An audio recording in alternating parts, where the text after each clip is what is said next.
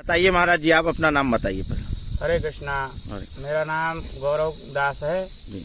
मैं वैष्णव संप्रदाय में गौड़ीय जो चैतन्य महाप्रभु जिनके आचार्य थे भक्ति वेदांत स्वामी, इनके कृपा पात्र थे चैतन्य महाप्रभु के, जिन्होंने अंतर्राष्ट्रीय कृष्ण भावनामृत संघ इस्कॉन का स्थापना किया। उनमें हम दीक्षित हैं, उन्हीं के शिष्य हैं।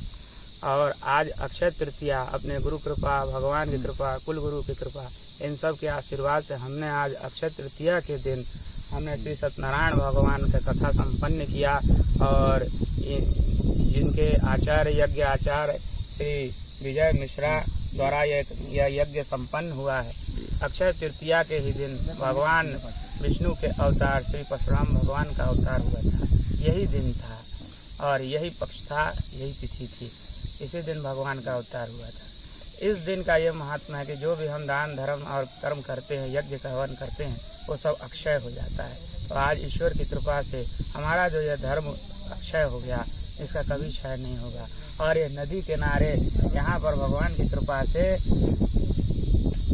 वृंदावन रास बिहारी की जो स्थली है वृंदावन धाम, उन्हीं के नाम से ये जगह वृंदावन सेवा कुंज के नाम से आश्रम बनने जा रहा है। अभी क्रियान्वित है, धीरे धीरे एक दो वर्ष के अंदर यह पूरा भव्य स्थान हो जाएगा। और भगवान से यही प्रार्थना है हमारी कि शीघ्र अतिशीघ्र हमारी विद्यार्थियों के लिए, सनातनियों के लिए एक गुरुकुल की स्थापना, और हमारी गौ माता जो रोड पर भटक रही हैं उनकी सेवा के लिए एक गौशाला और गुरुकुल। हमारे छत्तीसगढ़ में जो बच्चे छत्तीसगढ़ के ब्राह्मण हैं और अन्य बच्चे दूर दूर जाना पड़ता है उनको संस्कृत कर्मकांड आदि सीखने के लिए, और ये सिर्फ कर्मकांड के लिए ही नहीं, इसमें हर विद्या दी जाएगी बच्चों को स्कूल की जो शिक्षा, जो हम मॉडर्न शिक्षा ले रहे हैं इसमें, लेकिन अध्यात्म को छोड़ दिया है, गीता को छोड़ दिया है, रामायण को छोड़ दिया है, ये सब शिक्षा इसमें शामिल होगी। ऐसे विद्यालय हमको स्थापना करना है। हमारा जहाँ तक अनुमान है कि यह 1-2 वर्ष तो लग ही जाएगा। ये छोटा मोटा कार्यक्रम नहीं है, छोटे मोटे ये मिशन नहीं है, इसमें समय तो लग ही जाएगा। अभी लोग हमसे जुड़ रहे हैं और भगवान की कृपा हुई, आज जो ये धर्म हमने किया है, ये सत्कर्म किया है, इसका प्रभाव जरूर पड़ेगा। वह 1-2 साल के अंदर यह भव्य स्थान के रूप में मनुष्य के सामने प्रकट होगा। जय श्री कृष्णा, जय श्री राम, जय श्री कृष्ण। बताइए आज यहाँ क्या चीज का प्रोग्राम था? आज यहाँ अक्षय तृतीया के उपलक्ष्य में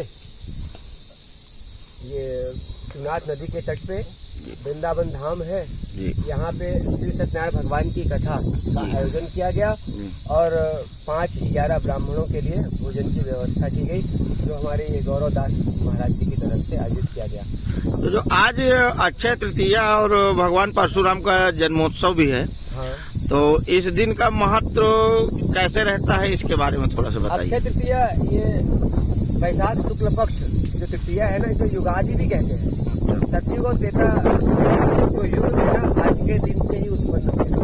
और ऐसा कहा जाता है कि अक्षय तृतीया के दिन किया हुआ दान पूजा पाठ वो अक्षय होता है। अक्षय का तात्पर्य जिसका क्षय न हो, जिसकी कभी कमी न हो। जैसे अक्षय पात्र मिला था जब पांडवों को, जब उस समय वनवास में थे, जिसका कभी क्षय न हो। तो आज के दिन किया गया पूजा पाठ अक्षय रहता है, दान अक्षय रहता है। अच्छा, तो भगवान परशुराम जी के बारे में कुछ? जमदाग्नि के पुत्र और विष्णु के छठे अवतार के रूप में मनाए जाते हैं। इनका अवतार हुआ है। अवतार कई होते हैं। आवेशा अवतार, ये आवेश इनको बड़ी जल्दी क्रोध आता था। अवतार भी एक पूर्णावतार, एक अंशा अवतार हुआ करता था। पूर्णावतार माँ के गर्भ से अवतरित होके अपने पूर्ण कार्य को करके इस पृथ्वी से चले जाना पूर्णावतार कहलाता था। जैसे भगवान राम आए, भगवान कृष्ण आए, और अभी ये भगवान परशुराम का अंशा अवतार था।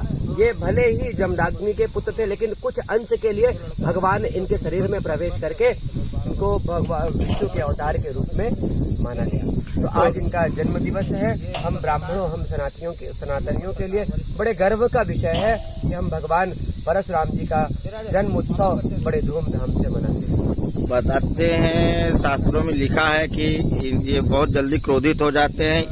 इनको एक बार ऐसा क्रोध आ गया था तो ये सृष्टि के विनाश के लिए निकल गए थे फरसा लेकर। बिल्कुल निकल गए थे और क्षत्रियों का कई बार संहार भी किए।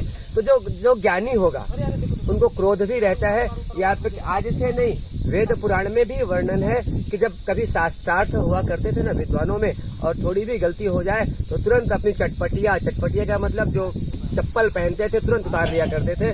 जैसे अष्टावक्र बहुत बड़े विद्वान हुआ करते थे। तो जिनके अंदर विद्वता होगी उनके अंदर थोड़ा बहुत क्रोध अवश्य होगा। तो आज ये पूजा आप शिवनाथ नदी तट राजनांदगांव के बिल्कुल यहाँ पे किनारे में आपने किया है। वैसे कहते हैं नैम सारण के किनारे कथा की जाती है। अब भगवान सत्यनारायण की कथा में वैसे भी बताया गया है कि नदी के तट पे राजा ने स्वयं भगवान की कथा का श्रवण किया था, और इसी उपलक्ष्य में जो हमारे गौरव दास जी महाराज हैं उनकी इच्छा हुई कि हम भी आज कथा कर ले शिवनाथ नदी के तट पे। हमको आहूत किया गया, बुलाया गया, और हम आए, भगवान श्री सत्यनारायण की कथा किए और आप लोग का साथ मिला, बड़ा आनंद आया।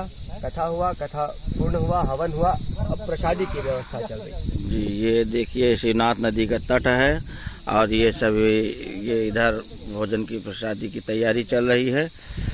तो महाराज जी अपना शुभ नाम बताइए। पंडित विजय कुमार मिश्र, बब्बू महाराज के नाम से जानते हैं।